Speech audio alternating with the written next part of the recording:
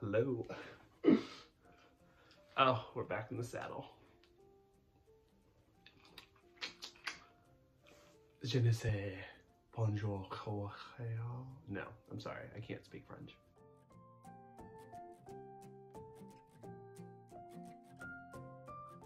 Hey guys, welcome back to The Hideaway. It's still me, Douglas, and today we'll be breaking down the latest entry into The Hideaway entitled Voulez-vous prendre un café?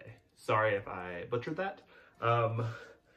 This is a very interesting piece. I ended up being, I mean, it's not like things kind of happen the way they happen, but like this is kind of like the closing chapter of a trilogy. So now we have like 3 poems that are kind of like telling the same story as it's evolving. So the first one was Follow Me Home. Second one was City in a Champagne Glass. And now we are here at Voulez-vous prendre un café? I'm going to try and say that as much as possible because I like speaking other languages. So yeah, we'll kind of go back and forth and like touch base on like the previous entries and like how it relates to this, and then kind of where this character is at currently.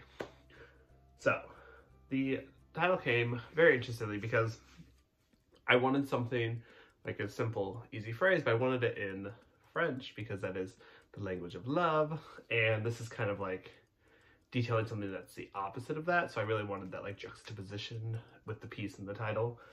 So voulez-vous prendre un café translates roughly to would you like to get a coffee? And again, this, if we talk about like Follow Me Home and City in a Champagne Glass, and now this piece, very much like something personal in my life, like it was an event that happened, and then these poems kind of like detail the journey I've taken from that event to now.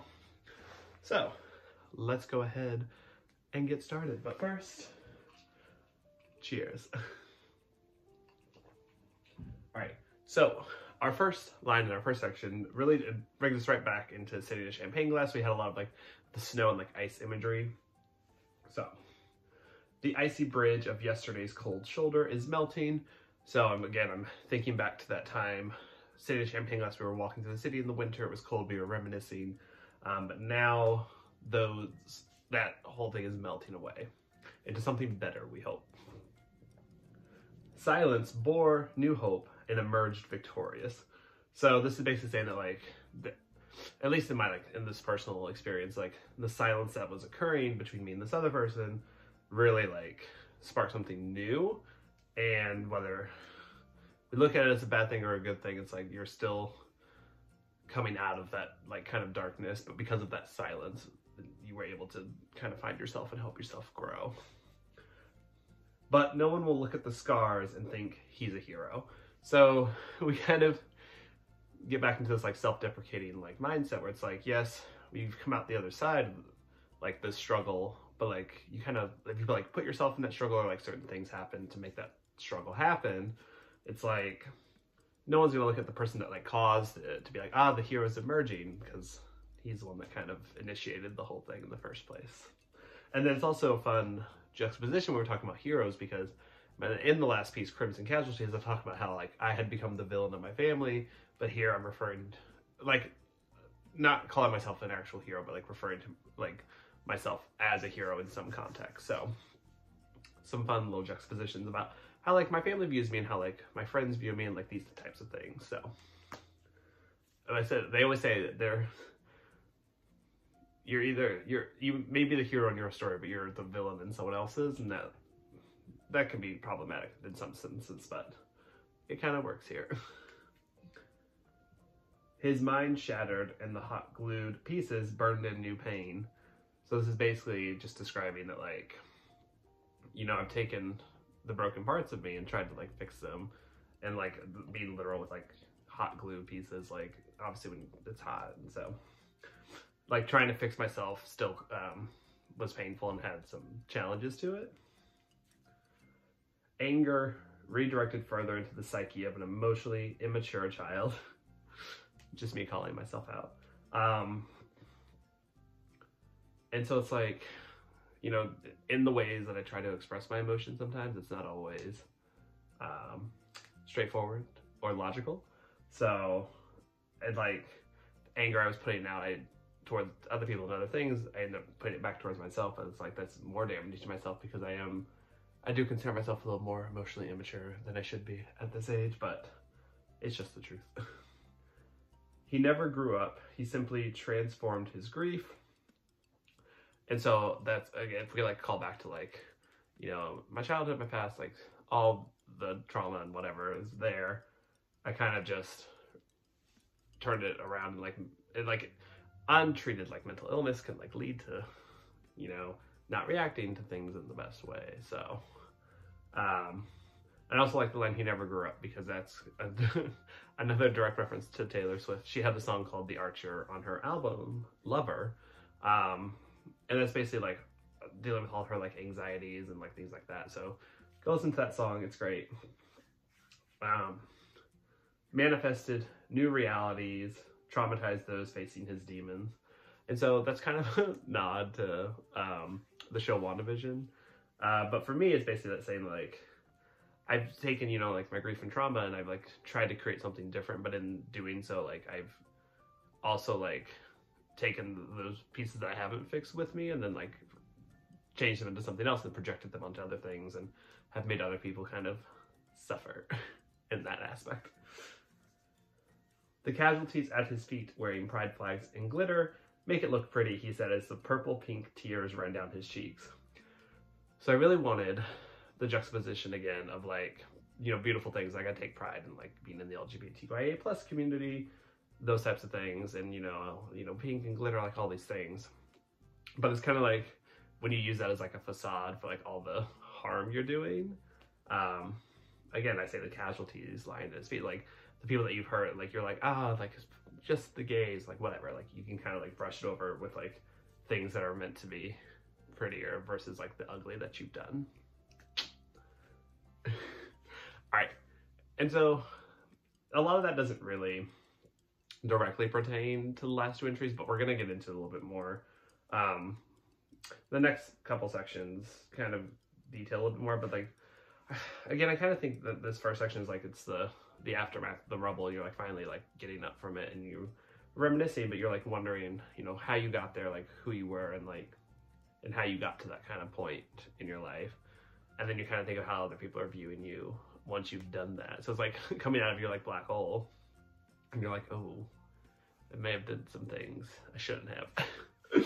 So now we'll get into, it gets a little bit more specific to like tying into the other pieces. Again, we set it up with that first line in the first section, tying into City in a champagne glass. So we'll keep on going. All right, so our next section. I'm never one to shy away from my mistakes, but the burden of my consequences echoed so quietly.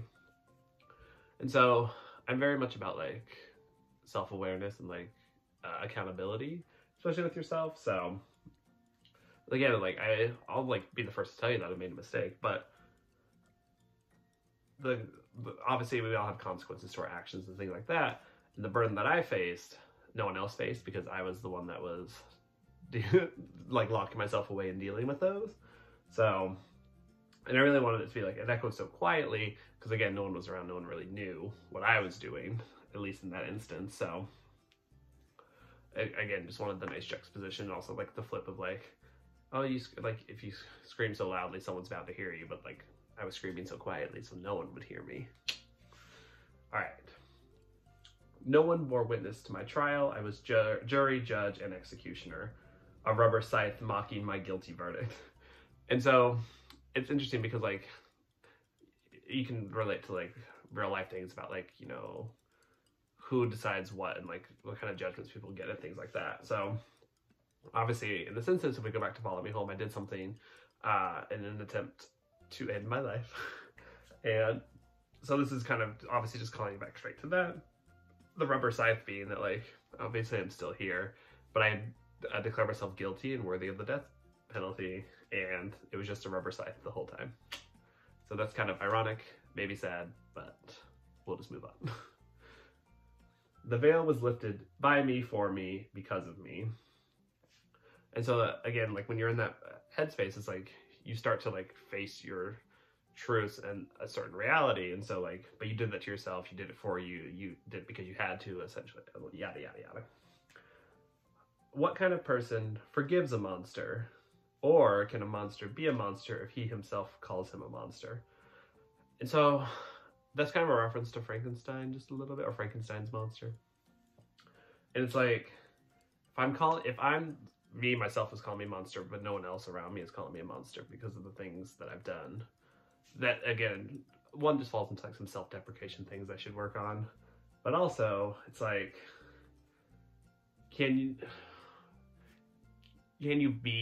are you what you say you are, essentially? And is it only because, like, you know, if you're dealing with mental health issues, self-esteem issues, etc., it's like, your view of yourself isn't necessarily how others view you, so I guess you could be like majority rules. If not everyone thinks you're a monster, then can you be a monster? I think you can, but again, it's all circumstantial, probably. What am I? Who am I? So now we're dealing with more like existential crises and things like that. You saw what no one has seen when I cannot even face that reality. And so that ties again directly to the events that I detailed in Follow Me Home, where it's like, I treated this one person really badly, and, you know, they had to see that kind of monster, per se, and it's something that I, for the longest time, was like trying to like not face it. You know, I was trying to ignore it because I was like, that's a side of me I don't want. But this other person, unfortunately, got to see that side of me. All right, so when I cannot even face that reality, and still gave me the courtesy of, I was worried about you. So again, that it kind of goes back into like what kind of person forgives a monster, when it's like, this person that I hurt still gave me those words of, you know, this thing happened and I was worried about you. And I was like, wow, it's heavy, because like, if you, we touch base on it in the next couple sections, but like, it's hard to forgive yourself when you think that you're this horrible, vile monster. But when people extend that courtesy to you of like, you know, I do care about you still, and I, you know, am worried about you, it makes you want to reevaluate. But then also, you can also just retreat back and shove, like, oh yeah, no, I'm a monster, don't look at me. So it's hard, but we'll touch base more on the forgiveness aspects shortly. Who am I to accept this olive branch? A monster if I don't, and a fool if I do.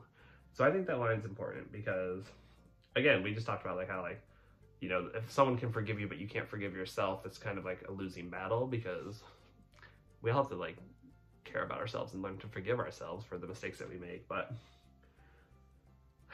it's rough. And then I just wanted the monster line callback because, like, again, I'm still calling myself a monster because if I don't accept this olive branch, if I'm a monster, to be like, oh, you forgave me for my mistakes. Well, I don't want that. That's still kind of like selfish and childish behavior. But I say I'm a fool if I do accept it, where it's like, if I accept the olive branch and it's like, oh, we'll just move on and life is grand and la-di-da-da-da, and be kind of naive about it, and like, I don't want to do that either. So it's kind of like I'm stuck in the middle of like, where does acceptance and forgiveness fall together? All right, so move on to our third section. To forgive and forget negates the cause. And some people might not like that line. Forgiving and forgetting is hard for me. Like, it's easy to forgive, but hard to forget. Sometimes the opposite for people, but at least that's how I feel. But I feel like both of those instances, it shouldn't, but I feel like sometimes it erases like what happened that requires forgiveness and forgetting. So I always, and the piece explains more, but it's like, I never want to forget like the wrongs that I've done, because then I want to be able to continue to learn from them and be like, all right, you did this at one point, now this is what happened, you saw the outcome, so let's try something different, better, and like see where it goes. I hope you never forget what I did to you, as I do not intend to. And so, I just like, when you've hurt someone so badly, it's like, and you just want to be accountable for that, it's like, as much as people can obviously do whatever they want, but like, I'd rather you not forget what I did, because then it's like, we kind of let that wall fall down, like that, there's a wall there now that kind of should be there because of what I did. And so I just don't want us to like, you know, take down that wall, because, you know, if you forgive me and then I forgive myself and forgive you, it kind of like leaves too much vulnerability, and sometimes we're not here for that. This is a warning moving forward. I cannot be trusted. And so again, we're self-deprecating, still taking on the role of like the monster, anti-hero, etc., etc. Should you accept this challenge? Side-eye glances and wary waves of wanton. And so it's like, it's basically saying like we have to be like cautious moving forward, not walking on eggshells, etc., etc. Like me and this person have like kind of touched base on like what happened and like talked about it, but it's like I'm not gonna let my guard down. Don't let your guard down, because it sounds like a sad way to live, but like at least right now in this instance, because it is still kind of fresh. It's been maybe like 6 months, and I just don't want any like. I don't want naivete to come into play. I just want to be able to. It's hard because I want to be cautious, but I also want to be optimistic that, you know, if we've already started the healing process and moving past it, then we should, you know, keep that forward. But I feel like the moment that either I or him let his guard down, it's like something's bad's gonna happen. So I'd rather just keep our guard up for now. And obviously that can't stay that way forever. We shouldn't be, you know, sketchy around each other. Like, we should be able to just be adults and move on and forgive and forget. It's so contradictory. I think I say it in this, like, yeah, I'll say it at one point, but we'll go back to it.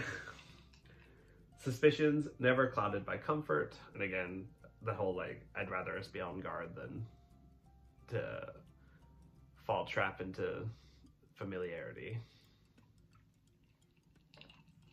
Tell me I'm human, I'm the furthest thing. Tell me I'm wrong, expect some level of fury. And so, again, we have the human monster juxtaposition there. Because, like, I'm not willing to accept that I'm human or not a monster because of what I've done. But if you tell me I'm wrong, I'm going to be upset and angry. So it's like, I can't win. I'm, like, fighting 2 battles with myself, while also fighting battles with other people. So it's a good time in here. All right.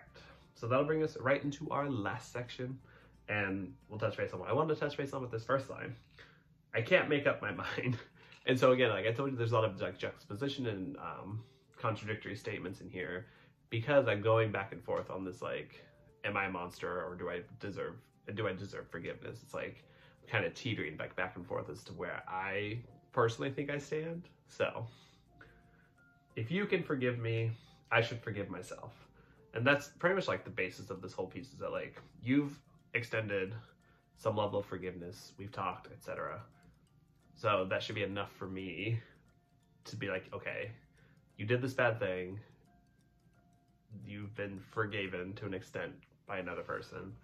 For like, release that from yourself. I'm trying to give myself that permission while writing this. We'll see. An apology does not do action justice. So I've always thought that. I've always felt that. I think. So it was a quote I heard a while back. It was like, I wouldn't insult you by thinking that sorry justified the word sorry justified my actions, because it's just a word, and you know, actions have to follow that. So I mean, you can apologize all day, but like you have to like take the steps and actually show like human growth and change in order to justify that sorry.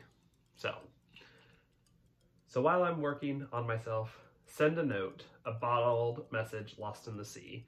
So we always come back to the ocean metaphors, and I think, you know, it's like, I mean, this is obviously like a more dramatic version of saying just like send a text every now and then. But obviously, like, we'll say we're both water signs, so the sea metaphor works, so it's fine. It works fine. It'll find its way to me, at least in the way you mean. And so I was struggling with that line because, I write these poems kind of stream of consciousness. So I wrote that and I was like, oh, that makes sense. But then the thing about it is like, I'm not really entirely sure what this actually means. So I say, it'll find its way to me, at least in the way you mean. And so I really think what I was trying to say there was that like, this person reaching out to me and like sending me a message while I'm working on myself and dealing with these things. And the way that he means is that like, if he does say that he, you know, forgives me, that he was worried about me and he cares about me, I should be able to take that from what he's saying, not just like, if I receive a message, just like, oh, it's a pity message. Like, I shouldn't like think of it any other way than what the way that the person meant it is saying. I hope that made sense. We'll find out in the editing process later. Okay, so our closing line. So, at least in the way you mean, and maybe one day I'll have the nerve to say, voulez-vous prendre un café? And so I thought it was really interesting to end the poem with the title, because at the end of the day, like all this work and like all this, you know, forgiveness and like trying to rebuild a relationship and things like that, it comes down to like extending that question, at least for me and this person, because, you know, that's people go get coffee together, hang out and chat and talk. So for me, it was a big deal to even like ask that. I will say I wrote this maybe a little over a month ago now, and it was after that me and this person had gotten a coffee together. And so I wanted to take that. It was me that reached out and be like, would you like to grab a coffee? And they said yes. We met and talked. And so that kind of inspired this piece. And I really wanted to say, it was like I have the nerve to say, because it's like, again, my camera died, sorry. But at the end of the day, I was saying that by the end of this, it's like, if I have the nerve to, you know, reach out in this kind of way, you know, trying to get a coffee and like, you know, talk about it and make amends, etc. It's like, it's still kind of self-deprecating, but at the end of the day, it was a healthy step. And again, the title being in French, the language of love, like using that to like juxtaposed, scrap that. Scrap all of this. But yeah, so at the end of the day, I'm still working on myself, still working on the communication aspect, etc. So it's important to forgive yourself, kids, especially if other people do. All right, so that is the end of Voulez-vous prendre un café? Thank you guys so much for watching. I'd like to give one big shout out again to Wild Greens Magazine. Their April edition is still available for the next week, so I will leave a link down below so you can go check it out with all the amazing art, including my original poem, a play on words in 3 acts. Thank you guys again for coming to the Hideaway, and we will see you next time.